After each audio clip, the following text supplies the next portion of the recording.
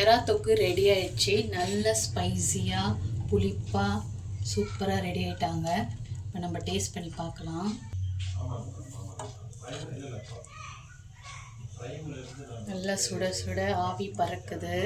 சாப்பிட்டு பார்க்கலாமா? நல்லா க்ளீன் பண்ணியாச்சு. இது கூட 1 ஸ்பூன் கார்ன்ஃப்ளவர், தேவையான அளவு உப்பு, ஒரு 1/4 டீஸ்பூன் மிளகுத்தூள் போட்டுக்கலாம்.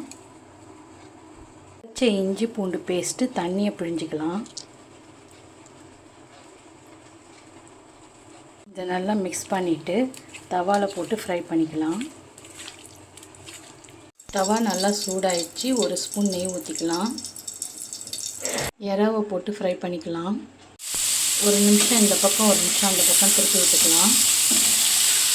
எறா வேகிறதுக்கு ரொம்ப டைம் எடுத்துக்காது.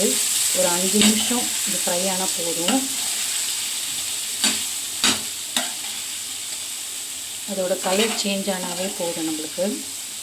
அதோட கலர் சேஞ்ச் ஆச்சு இல்லையா, இதுதான் பதம். இப்போ நம்ம அதை எடுத்துடலாம். மசாலா ரெடி பண்ணிடலாம்.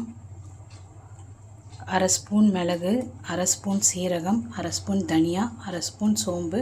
இவங்க 4 பேரையும் எடுத்து நல்லா ஃப்ரை பண்ணிக்கலாம்.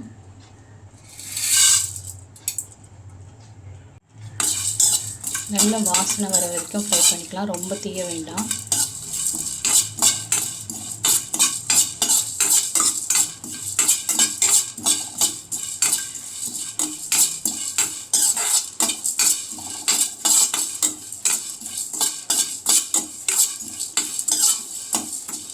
வறுத்ததை மிக்சியில் போட்டுடலாம். வறுத்ததை மிக்சியில் போட்டாச்சு. ஊற வச்ச கொஞ்சம் புளி, அந்த காஞ்ச மிளகாவையும் போட்டுடலாம். நல்லா ஃபைன் பேஸ்ட்டாக அரைச்சிட்டு வந்துடலாம். ஃப்ரை பண்ண எறாவை மறுபடியும் அடுப்பில் வச்சுட்டு நம்ம அரைச்ச பேஸ்ட்டை அவங்க மேலே போட்டுடலாம். போட்டுட்டு இந்த மசாலா ஃப்ரை ஆகிறதுக்கு ஒரு 10 நிமிஷம் டைம் கொடுக்கலாம்.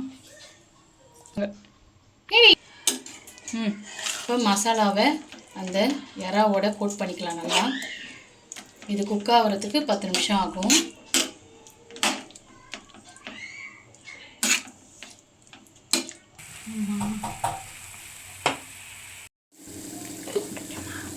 ஒரு எறா தொக்கு ரெடி ஆயிடுச்சு. நல்ல ஸ்பைஸியாக புளிப்பாக சூப்பராக ரெடி ஆகிட்டாங்க. இப்போ நம்ம டேஸ்ட் பண்ணி பார்க்கலாம். நல்லா சுட சுட ஆவி பறக்குது. சாப்பிட்டு பார்க்கலாமா?